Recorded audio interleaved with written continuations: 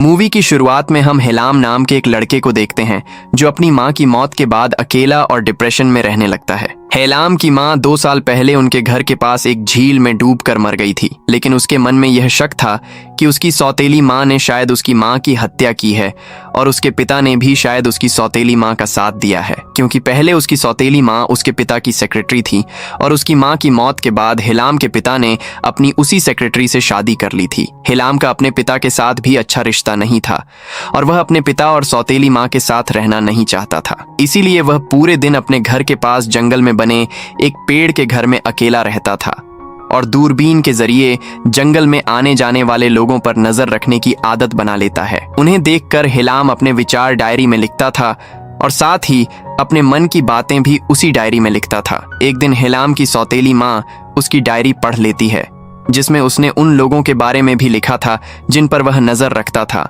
और साथ ही उसने अपनी सौतेली माँ की खूबसूरती की भी तारीफ की थी। यह सब पढ़ने के बाद हेलाम की सौतेली माँ उसके पेड़ वाले घर में जाती है और उसे सिड्यूस करने लगती है। हेलाम खुद को कंट्रोल नहीं कर पाता और दोनों के बीच शारीरिक संबंध बन जाता है। इसके बाद हेलाम की सौतेली माँ उसे ब्लैकमेल करती है ताकि हेलाम अपने पिता को उसके खिलाफ भड़काकर उनके बीच दूरी न पैदा कर सके। इसके बाद हेलाम अकेले एक अनजान शहर में पहुंच जाता है, लेकिन उसके पास न खाने के लिए कुछ होता है और न ही पैसे होते हैं। साथ ही उसके पास रहने की कोई जगह भी नहीं होती, इसलिए उसे बिल्डिंग की छत पर भूखे पेट रात बितानी पड़ती है। अगले दिन हेलाम सड़क पर एक महिला को देखता है जिसका नाम कैट होता है। कैट का चेहरा हेलाम की मृत माँ से काफी मिलता जुलता होता है। उसका चेहरा देखकर हेलाम पहली ही नजर में सोचता है कि यह तो उसकी माँ जैसी दिखती है। हेलाम कैट के पीछे पीछे जाता है और उसे एक होटल में जाते हुए देखता है। हेलाम भी उसके पीछे वहां पहुंच जाता है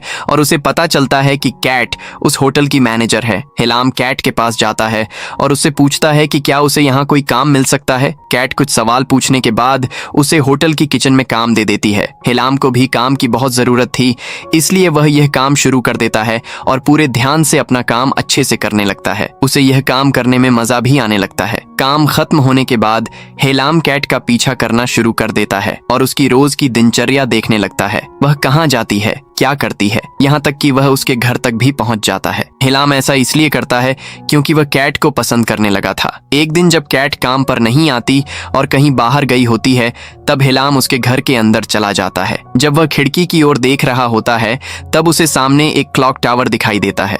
वह सोचता है कि क्लॉक टावर से कैट का घर और भी अच्छे से दिखाई देगा। क्लॉक टावर के नीचे ही हेलाम काम करता था। तभी कैट अपने कमरे में आ जाती है, इसलिए हेलाम खिड़की से होते हुए घर की छत पर चला जाता है और स्काईलाइट से कैट पर नजर रखने लगता है। पहले हेलाम होटल के एक छोटे से कमरे में सोता था, लेकिन अगले ही दिन वह क्लॉक टावर के एक कमरे को अपना कमरा बना लेता है जहां कोई आता जाता नहीं था। यहाँ से वह दूरबीन की मदद से कैट पर आसानी से नजर रख सकता था। इसके बाद हेलाम हर दिन दूरबीन से कैट के कमरे में झांकता और उसे नाचते या काम करते हुए देखता रहता है। एक दिन जब हेलाम क्लॉक टावर से कैट को देख रहा होता है, तब वह देखता है कि उसके कमरे में होटल का एक सीनियर कर्मचारी आया हुआ है और दोनों साथ में समय बिता रहे हैं। अगले दिन जब हेलाम क्लॉक टावर की सीढ़ियों से ऊपर जा रहा होता है, तब वही सीनियर उसे रोककर गुस्से में कहता है कि वह वहां नहीं जा सकता क्योंकि वहां सिर्फ सीनियर कर्मचारी ही जा सकते हैं। इसके बाद जब हेलाम किचन में काम कर रहा होता है, तब कैट उसके पास आती है और पूछती है कि उसे यह काम कैसा लग रहा है। हेलाम कहता है कि वह अपना काम एंजॉय कर रहा है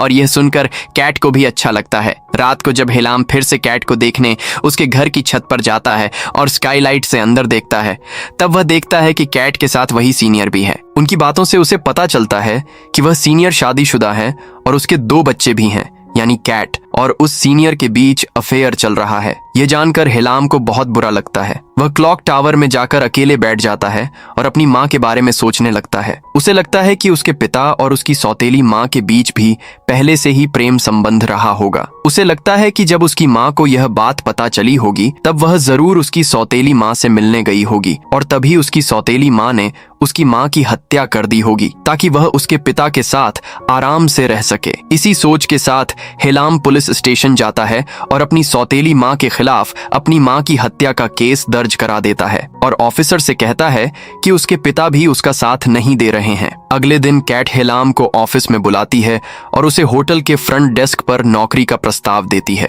हेलाम उस प्रस्ताव को स्वीकार कर लेता है और यह काम शुरू कर देता है। जल्दी ही उसे यह काम पसंद आने लगता है और वहां उसका एक दोस्त भी बन जाता है। एक दिन जब हेलाम क्लॉक टावर से कैट की तरफ देख रहा होता है, तभी उसका सीनियर उसे ऐसा करते हुए देख लेता है। उसे समझ में आ जाता है कि हेलाम क्लॉक टावर से कैट पर नजर रख रहा है। उसका सीनियर गुस्से में आकर हेलाम को धमकी देता है कि वह उसे पुलिस के हवाले कर देगा और नौकरी से भी निकाल देगा। लेकिन हेलाम अपने सीनियर से कहता है कि वह सब कुछ जानता है। वह अपनी पत्नी के साथ धोखा करके कैट के साथ अफेयर चला रहा है। हेलाम उसे ब्लैकमेल करने की कोशिश करता है। इसके बाद उसका सीनियर उसे नौकरी से नहीं निकाल पाता और दोनों यह फैसला करते हैं कि वे एक दूसरे का राज छुपा कर रखेंगे। अगले दिन जब हेलाम काम पर होता है, तब कैट उसके पास आती है और उसे बर्थडे विश करती है, क्योंकि आज हेलाम का 19वां जन्मदिन होता है। उसका सहकर्मी दोस्त भी यह बात जान जाता है और उसे एक पार्टी में आने के लिए कहता है। कैट भी हेलाम से कहती है कि उसे अपना बर्थडे सेलिब्रेट करना चाहिए। अब वे लोग रात में एक बार जाने का प्लान बनाते हैं। रात में हेलाम, उसका सहकर्मी दोस्त और कैट एक बार में जाते हैं और वहां ड्रिंक करना शुरू करते हैं। हेलाम का दोस्त बहुत ज्यादा ड्रिंक कर लेता है, इसलिए वह घर चला जाता है। अब हेलाम और कैट दोनों साथ में बैठकर और ज्यादा ड्रिंक करने लगते हैं और बातें करते रहते हैं। बात करते करते उन्हें बहुत देर हो जाती है, इसलिए कैट हेलाम को अपने घर ले जाती है। कैट बहुत ज्यादा नशे में होती है और बात करते करते हेलाम के करीब आने की कोशिश करती है, लेकिन हेलाम इसके लिए तैयार नहीं होता। इसके बाद दोनों बिना कुछ किए सो जाते हैं। हेलाम कैट के पास सो जाता है और सोचता है कि जिस लड़की को वह दूर से देखता था, आज वह उसी के साथ सो रहा है और यह सोचकर उसे बहुत अच्छा लगता है। अगले दिन जब हेलाम काम पर जाता है, तब वह सबसे पहले कैट के पास जाता है और उससे पूछता है कि क्या वह उसके साथ डेट पर जाना चाहेगी, लेकिन कैट मना कर देती है। कैट कहती है कि कल रात मैंने नशे में जो कुछ भी किया उसे तुम भूल जाओ। यह सुनकर हेलाम का मन बहुत खराब हो जाता है और वह वहां से चला जाता है। कुछ दिनों बाद हेलाम को होटल के एक कमरे में बुलाया जाता है। जब वह वहां पहुंचता है, तब वह देखता है कि वहां कैट मौजूद है। कैट धीरे धीरे हेलाम के करीब आने लगती है और दोनों एक दूसरे के करीब आने लगते हैं। अब हेलाम को भी कैट के साथ अच्छा लगने लगता है और कैट भी हेलाम के साथ काफी खुश रहने लगती है। एक दिन जब हेलाम कैट को देखने के लिए उसके घर की छत पर जाता है, तब वह देखता है कि उसका सीनियर कैट के साथ झगड़ा कर रहा है। वह गुस्से में चिल्ला रहा होता है और कैट पर हाथ उठाने की कोशिश करता है। यह देखकर हेलाम बहुत गुस्सा हो जाता है। कैट को बचाने के लिए हेलाम स्काईलाइट का कांच हटाकर सीधे कमरे के अंदर कूद जाता है और अपने सीनियर को रोकने की कोशिश करता है, लेकिन उसका सीनियर उल्टा हेलाम पर ही हाथ उठा देता है और कैट से कहता है कि हेलाम हर दिन क्लॉक टावर और तुम्हारे घर की छत से तुम्हारे ऊपर नजर रखता है। यह सुनकर कैट पहले अपने सीनियर से कहती है कि वह वहां से चला जाए। उसके जाने के बाद वह हेलाम से पूछती है कि क्या यह सच है कि वह उस पर नजर रखता था और यह सब कब से चल रहा था। इसके जवाब में हेलाम कहता है कि जिस दिन से उसने कैट को देखा है, उसी दिन से वह उस पर नजर रख रहा था, लेकिन इसके पीछे एक कारण है। यह सुनते ही कैट गुस्सा हो जाती है और उसकी कोई भी बात सुनना नहीं चाहती। वह हेलाम को तुरंत वहां से जाने के लिए कहती है और साथ ही उसे नौकरी से भी निकाल देती है। अगले दिन जब कैट काम से घर वापस लौट रही होती है, तब वह होटल के बाहर हेलाम को बैठा हुआ देखती है। कैट को उस पर दया आ जाती है,